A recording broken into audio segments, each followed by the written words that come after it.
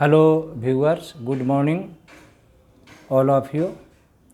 Welcome to my e-class, virtual class. I am going to talk about a very famous poem titled Sweetest Love I Do Not Go, composed by John Donne. Sweetest Love I Do Not Go is a very famous love poem composed by John Donne, a great metaphysical poet.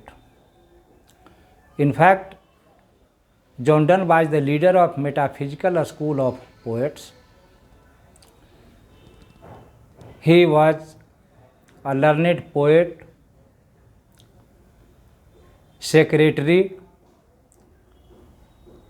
to a very influential novel of England, whose niece he married secretly. The name of the girl is Annie More.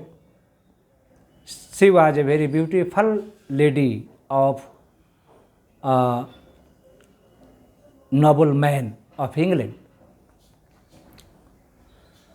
On account of this marriage, John Donne had to go to prison for some time. Later, he went to Oxford University to study. But John Donne was a Catholic, so he could not get degree from Oxford. He was born in a rich Catholic family in England, London, England, on 22nd January 1572, and he died on 31st March 1631 in London, England. Later,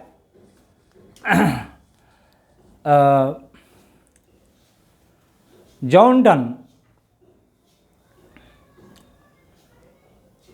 studied at Cambridge, from where he got his MA and doctorate degree.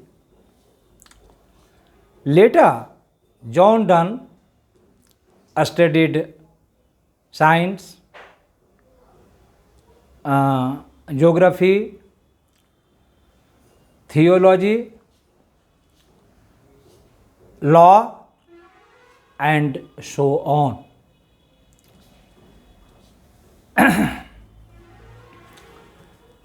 John Donne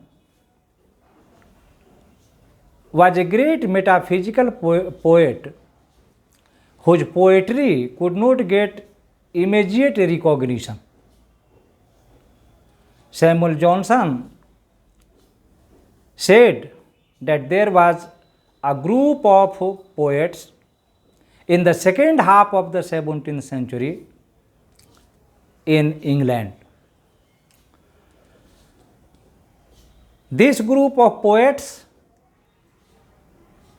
includes John Donne, George Herbert, Crass, and Henry Vaughan, and others. Samuel Johnson said that these poets wrote poetry which is characterized by heterogeneous ideas yoked by violence together. He commented this critically. Later, T.S. Eliot reevaluated metaphysical poetry and found that metaphysical poetry is a poetry of high quality, high watermark. Since then, people began to take interest in the study of metaphysical poetry all over the world, and metaphysical poetry got much recognition. John Donne later became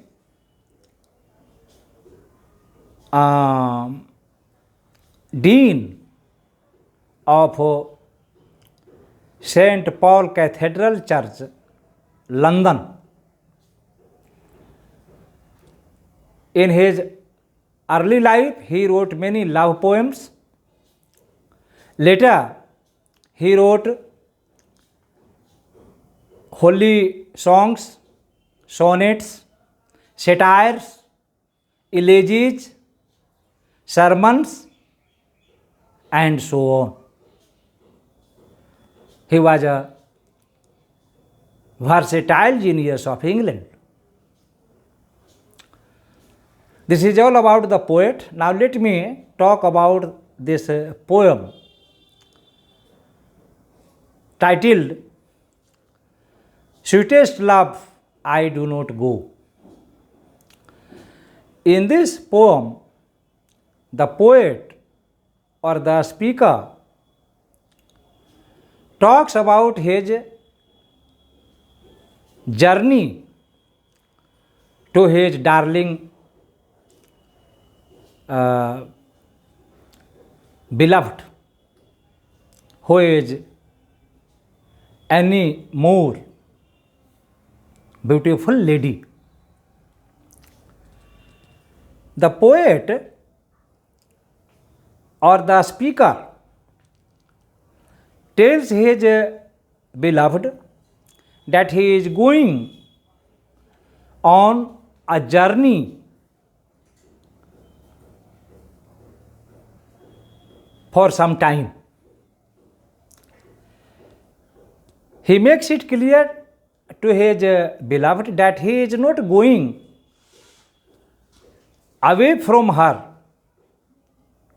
because of weariness of her, because of tiredness of her. He is also not going on his journey to have another love that the world can show to him. He says that he is going because he knows that he is bound to die one day. So his parting from her may be conceived as his feigned death, because both of them have to die one day, or either of them has to die earlier, and one of them has to leave after some time, after the death of one of them. So the poet says that his beloved should not be worried for his parting. He tells her that he will return shortly. He says that just as the sun set down yesterday and it appeared again today with same vigor, energy and power, in the same way the speaker would return from his journey shortly. The A speaker tells his beloved that the sun has no desire and sense, and he has no shortcut way, but the speaker has desire, sense, promise and commitment, so he will return surely. Again, the speaker says that when there is misfortune, when misfortune comes, a man becomes helpless. He becomes most feeble during that period. He is so lost or unhappy that he cannot add even a moment of good time. He cannot even recall the past. But when the bad day comes, a man joins it with full energy, with full enthusiasm to combat it, to fight it. Recently we have seen that in the COVID-19 epidemic, people fight it with limited means, limited facilities all over the world. So, sweet is the usage of adversity, says Shakespeare in As You Like It. The poet says that a man should utilize adversity in proper way. Then the speaker says that his love for his beloved is universal. He says that when she sighs away his soul. When she weeps, his lifeblood decays, dries up. So, the poet requests his promises, his beloved, not to weep and not to sigh for his departing from her. He says that his heart is filled with his love. Most of his time has been wasted in her presence. And finally, the speaker says that those who keep one another alive cannot part from each other anytime. They will always remain united. They will always remain together. The poet also says that his parting from her is like taking side to sleep in his bed with his darling beloved. Thus, the poet immortalizes, eternalizes his love for his beloved. This poem contains 5 stanzas. Each stanza contains 8 lines. Though the lines are irregular of meters, but they have a regular rhyme scheme. The rhyme scheme of the poem is A, B, B, A, C, D, D, C.